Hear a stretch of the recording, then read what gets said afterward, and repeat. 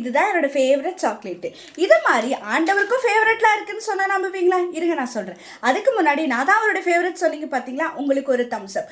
ரோமர் 8:8-9 இப்படி சொல்லுகிறது, மாம்சத்துக்குட்பட்டவர்கள் தேவனுக்கு பிரியமாக இருக்க மாட்டார்கள். தேவனுடைய ஆவி உங்களில் இருக்கும்போது நீங்கள் மாம்சத்துக்குட்பட்டவர்களாக இராமல் ஆவிக்குட்பட்டவர்களாக இருப்பீங்கள். கிறிஸ்துவின் ஆவி இல்லாதவன் அவருடையவன் நல்லான வசனம் அழகாக சொல்லுதுங்க.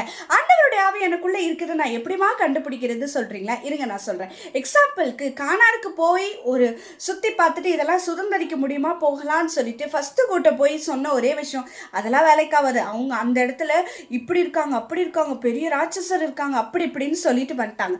ஆனால் கடைசியாக போன நம்ம 2 தலைவர்கள் காலேபோ யோசுவாவும் போய் இதெல்லாம் சப்ப மேட்டர், இதெல்லாம் எளிதில் நம்ம சுதந்திரித்துக் கொள்வோம் அப்படின்னு சொல்லிட்டு போனாங்க. இவங்களுக்குள்ள தாங்க தேவனுடைய ஆவி இருந்துச்சு. உங்களுக்குள்ள தேவனுடைய ஆவி இருக்குமானால் பல கஷ்டங்களை பார்த்து உங்கள் மனசு என்ன தெரியுமா சொல்லும், சே என் ஆண்டவர் இதை விட பெரியவர், எனக்காக ஒரு பெரிய காரியங்களை செய்வார்னு உங்கள் மனசு கஷ்டம் வரும்போதெல்லாம் சொல்லுதுன்னா உங்களுக்குள்ள தேவ ஆவி இருக்குது. அப்படி இல்லாமல் கஷ்டம் வரும்போதெல்லாம் ஐயையோ நம்மளால முடியாது அவ்வளோதான் அப்படின்னு சொல்லுதுன்னா உங்களுக்குள்ள என்ன ஆவி இருக்குன்னு நீங்களே பார்த்துக்கோங்க. ஸோ இன்னைக்கு ஆண்டவருடைய ஃபேவரட்டாக மாறுவீங்க. இன்னிலேருந்து கஷ்டம் வரும்போது உங்களுக்குள்ள என்ன வரணும், ஆண்டவர் எனக்காக செய்வார் அப்படின்ற ஒரு நினைப்போடையே இருங்க.